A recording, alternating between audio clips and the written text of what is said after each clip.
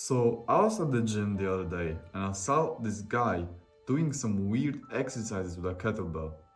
I'm here to tell you that it's not making you stronger and it's not even making you more functional. He just fell for the lie of functional training. Here is what nobody tells you about building a body that actually works. Look, I'm not here to tell you that you need to do some weird exercises. Functional to me means having a body that actually does what you need it to do. So, not only looking good in a mirror, but actually doing the stuff that you need to do with your body. The truth is, all those fancy exercises you see online don't make you more functional. The basic stuff does. The stuff that's been working for decades.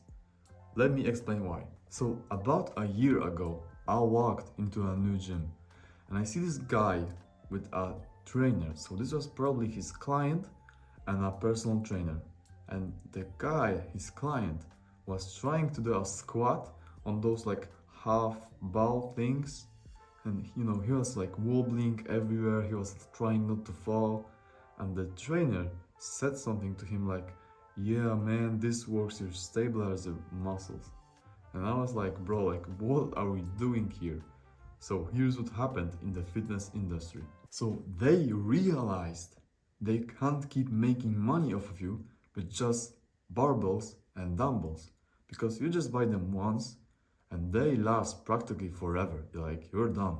So they had to invent new stuff to sell you, like kettlebells in every color and weight, like balance boards and some other like crazy stuff. They created this new whole category called functional training. Suddenly, those exercises that everyone used to do, like squats and bench press, those are just for bodybuilders. Let's talk about what functional actually means. So, functional means, does this help me in real life? Let me break this down. For example, bench press. You know when you use that, pushing a weight away from your body.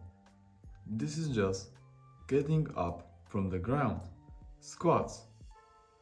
This is literally the movement of sitting down and standing up. You do that about 50 times a day. And the thing is, if you are 70 and you can't even squat your own body weight, that means you can't get up from the toilet by yourself. Think about that. Do you want to depend on someone else to help you stand up? Another exercise like the deadlifts. This is just picking up something heavy from the ground without destroying your back.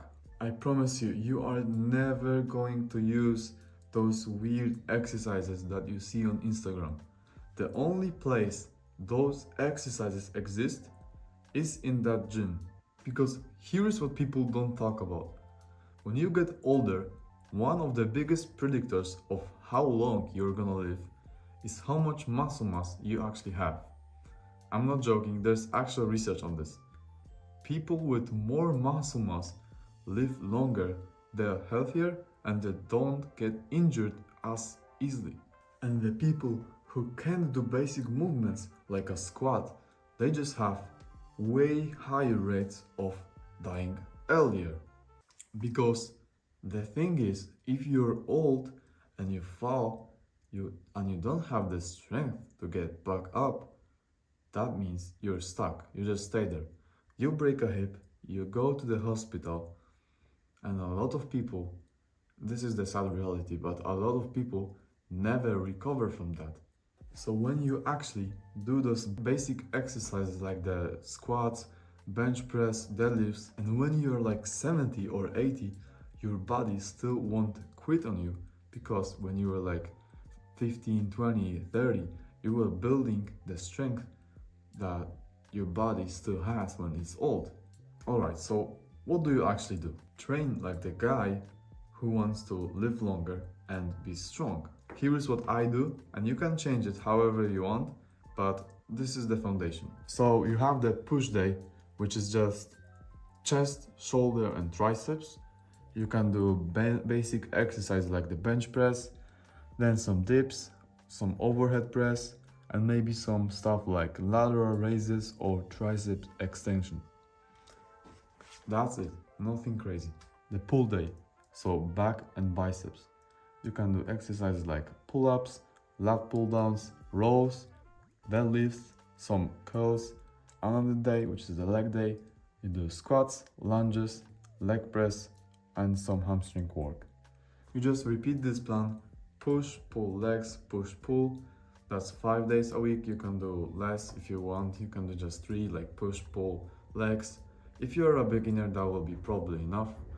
That will build your strength, that will build your muscle, and you'll look overall so much better. The real goal is you look good, you have the strength, you're functional because your body does what you need it to do. Now, here is where most guys actually screw up because they lift heavy, so they have the strength, they have the muscle, but they can't even reach the toes.